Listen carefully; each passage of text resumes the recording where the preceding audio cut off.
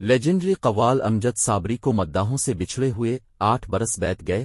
پاکستان کے لیجنڈری قوال امجد صابری کو مداحوں سے بچھڑے ہوئے 8 برس بیت گئے۔ امجد صابری کی 8ویں برسی کے موقع پر ان کے بیٹے مجدد امجد صابری نے مداحوں کے لیے ایک خصوصی پیغام جاری کیا ہے۔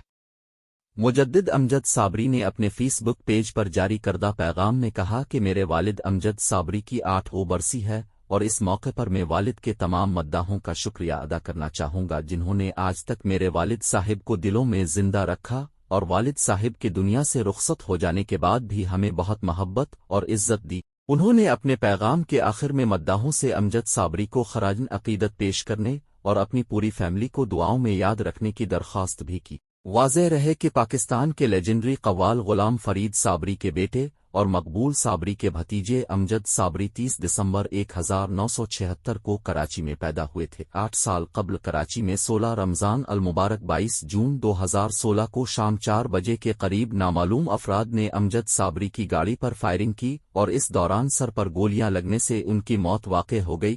یوں لوگوں میں محبتیں بانٹنے والے خوبصورت انسان اور بہترین قوال امجد صابری کو دہشت گردوں نے بظاہر ہمیشہ کے لیے خاموش کروا دیا، لیکن لوگوں کے دلوں میں وہ آج بھی زندہ ہے۔